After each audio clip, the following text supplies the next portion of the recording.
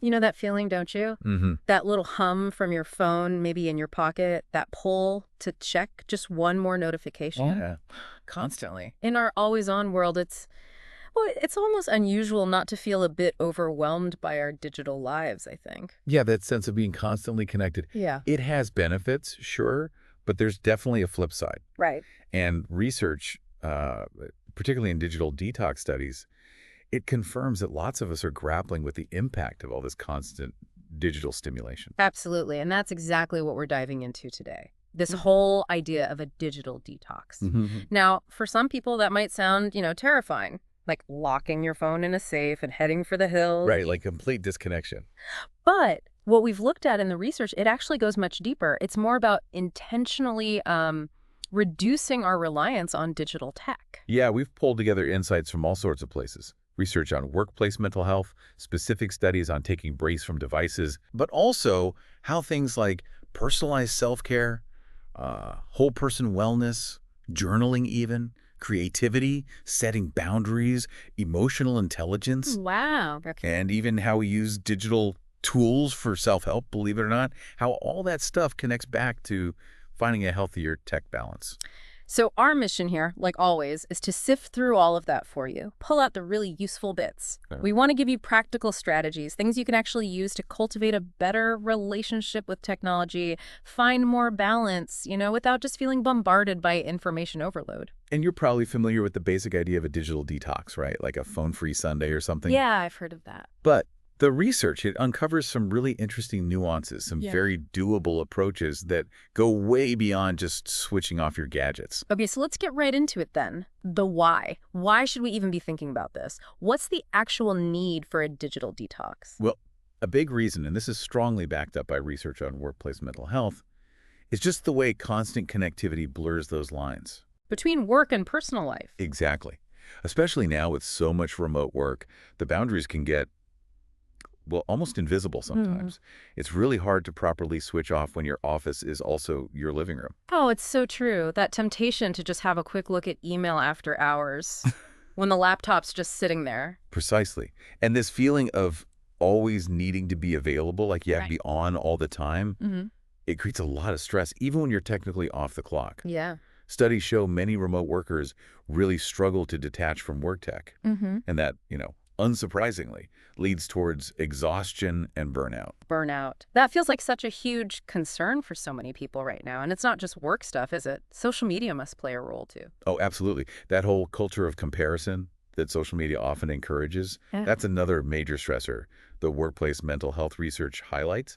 We're just constantly seeing these carefully curated, often, idealized versions of other people's lives and what they're achieving. The highlight reel effect, yeah. It's Yeah. so easy to compare your, messy reality to someone else's curated perfection. Exactly. Yeah. And being exposed to that all the time, Yeah. it can definitely breed feelings of inadequacy, dissatisfaction, plus the pressure to keep up an active online presence, seem engaged. It adds another layer. Sometimes it's hard to tell what's real connection and what feels more like a performance. It's like we're all chasing something that isn't even quite real. That's a good way to put it. Yeah. And all of this relentless connectivity, the pressures, it contributes to what some researchers call neknostress. Neknostress, okay. It's a genuine psychological strain that comes from our constant interaction with technology. It's helpful to have a name for that feeling, that digital overload. Okay, so we get the why, this need to tackle the constant digital pressure. But the idea of totally disconnecting, it still feels pretty daunting. Is that really the only option? Well, interestingly, the research specifically on digital detox suggests that a healthy relationship with tech isn't really about total avoidance. Oh, okay. It's much more about being intentional, how we integrate it into our lives. Yeah. So maybe think of it less like a harsh detox and more like developing a balanced, sustainable digital diet. A digital diet, I like that framing. It sounds less extreme, more manageable day to day. Exactly. So if we're not just ditching our devices entirely, what are some practical things we could actually do? Right. And this is where the digital detox research really offers some great stuff. Lots of mindfulness techniques, actually. Mindfulness, okay. Yeah, techniques that can help us become a bit less dependent on the devices and just more present in our actual, day-to-day lives. And they're not usually complex things, pretty easy to weave into your routine. Okay, give us some examples. What might these mindfulness techniques look like? Well, simple breathing exercises are a really great place to start. Like just breathing. Yeah, but consciously. Eh? Like taking slow, deep belly breaths, or maybe following a pattern like the 4-7-8 technique. Inhale for 4, hold 7, exhale 8. Doing that can really ground you, calm your nervous system down when you feel that automatic urge to grab your phone. It kind of counteracts the stress response from all the digital noise. Simple, but sounds like it could be powerful. What else? Another one is a body scan meditation. How does that work? You basically just bring your attention slowly to different parts of your body. Huh. Your feet, your legs, your hands, just noticing any sensations without judging them. Hmm. Even just a few minutes can really increase your awareness of your physical self, gently pull you away from digital distractions and that mental chatter. Okay.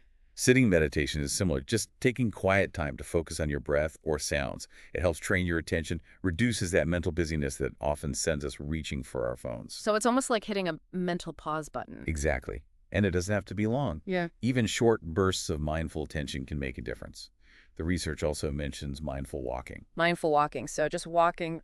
Well, yeah, but really paying attention to the physical act of walking, the feeling of your feet hitting the ground, the movement of your body, the air on your skin. Oh Right? yeah. It's a way to actively engage with your surroundings Yeah. instead of being lost in your head or, looking at your phone while you walk. I can see how focusing on physical sensations could really pull your attention away from the digital stuff. It definitely can. Hmm. And then there's a really practical one, the 5 senses exercise, sometimes called 5-4-3-2-1 grounding. Okay, what's that? You just intentionally notice 5 things you can see right now, 4 things you can touch, Hmm. 3 things you can hear, Yeah. 2 things you can smell, and 1 thing you can taste. Ah, right. I've heard of that. It's super effective for anchoring yourself in the present moment, especially if you feel overwhelmed or you get that urge to just scroll endlessly. Yeah, that sounds like a great tool for those moments of anxiety or digital temptation. It really is.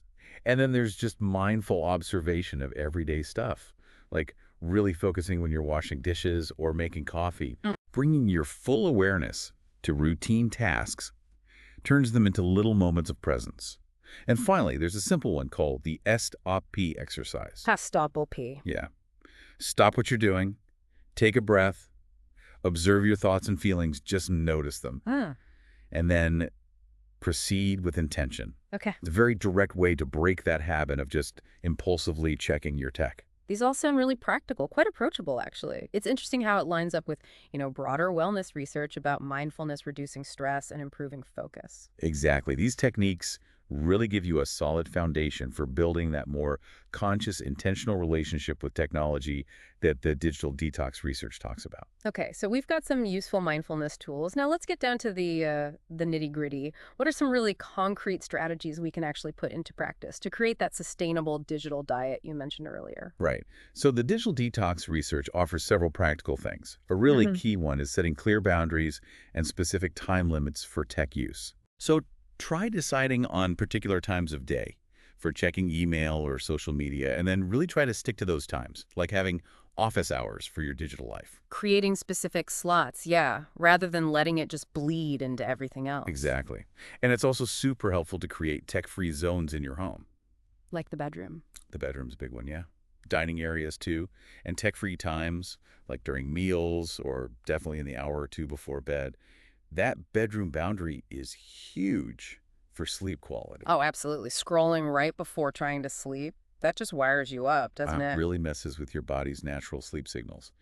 Another key strategy is practicing that mindful technology use we talked about, being intentional about when and how you use your devices, not just impulsively reacting to every single ping or urge. Which leads right into managing those notifications, I guess. Exactly. Turning off non-essential notifications makes such a massive difference. It cuts down distractions, lets you focus on the real world. It puts you back in control of your attention. I actually did that recently, turned off most of them. It's amazing how much quieter my brain feels. It really is a game changer for a lot of people. And also, think about actively curating your digital environment. Curating, like choosing what you see. Yeah. Unfollow accounts, maybe even delete apps that consistently make you feel bad or trigger anxiety, or just suck up your time with no real benefit. Like a digital declutter. Yeah. Spring cleaning for your phone. That's a great way to put it. And crucially, consciously replace screen time with offline stuff. Right. Hobbies, activities that actually bring you joy, fulfillment. The digital detox research really stresses this, and it ties in nicely with research on creativity as therapy. Finding those offline joys. Yes. Painting, music, gardening, hiking, cooking, whatever engages you in the physical world. It provides such an important, enriching balance to being online. So not just stopping the screen time, but actively filling that space with something else. Precisely. And maybe consider regular digital Sabbath. Habits, like a whole day off. Could be a whole day, could just be a few hours. Just designated periods where you intentionally disconnect from all digital devices. Even short breaks like that can feel incredibly refreshing. Interesting. Oh, and for listeners with kids, the research points out how important it is to be a good role model. Showing them healthy tech habits yourself. Kid learns so much just by watching us. Lead by example. That's a huge one for parents. Definitely. And lastly, make it a habit to regularly check in with yourself about your tech use. How so? Just reflect, How does it actually feel? Notice any patterns, be willing to adjust things. This links back to that idea of personalized self-care. What works for you might change over time, and also the self-reflection you might do through journaling. Right. It's an ongoing process, really. Fine-tuning your relationship with tech so it supports your overall well-being, not grains it. It really sounds like it's less about rigid rules and more about finding a flexible, healthy balance that actually fits your life. That's exactly right. And this ties directly into protecting your energy, which is so important for well-being. Okay. Research on setting healthy boundaries often highlights how being constantly connected can just totally drain us, leave us feeling overwhelmed.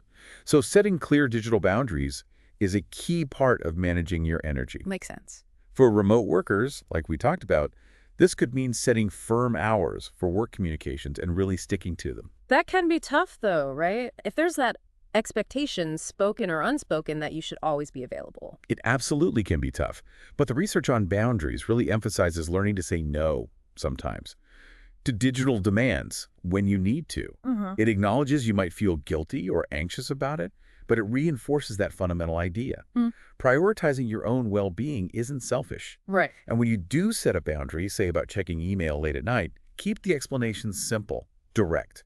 No need to over-explain or apologize too much. So just a straightforward, I turn off work notifications after 6 p.m. is enough. Perfectly acceptable. Yeah. Now, let's also think about emotional intelligence for a second. Okay, how does that fit in? Well, our emotional intelligence, understanding and managing our emotions and recognizing others, it really plays a role in our digital lives too. Research points to how self-awareness, like recognizing your own emotional reactions to different things online, and self-regulation, managing those impulsive clicks or scrolls, are super critical skills today.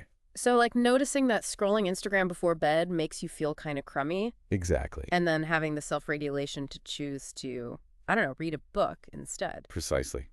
And empathy, too, being mindful of how your online presence or comments might impact others. That's another part of emotional intelligence that helps us navigate the digital world more thoughtfully. Being a good digital citizen, essentially. Yeah, you could say that. Uh. Now, here's an interesting twist, maybe a paradox. Oh. We're talking all about detoxing and disconnecting, right? But digital tools themselves, Yeah. they aren't inherently bad. That's a really important point, isn't it? They offer so much convenience, connection. Totally. And research looking at the pros and cons of digital self-help acknowledges this. These tools can be fantastic for self-improvement if we integrate them thoughtfully, with boundaries. So even with, say, a helpful meditation app or an online course, you still need limits. Right, so it doesn't just become another thing sucking up your time. Exactly. Limits to avoid overwhelm and to make sure you still have time for those vital offline activities that really nourish you. And interestingly, some research even mentions that mindfulness apps can actually support a digital detox. Huh. Using an app to detox from apps. Kind of. As long as you use them intentionally to build presence and they don't just become another source of mindless scrolling or engagement. So it's about being mindful even about the digital tools we use for well-being. Everything in moderation, with clear intention. Got it? Precisely. Okay, so as we start to wrap this up, what are the main things, the key takeaways you'd want our listeners to hold on to from this deep dive into digital detox?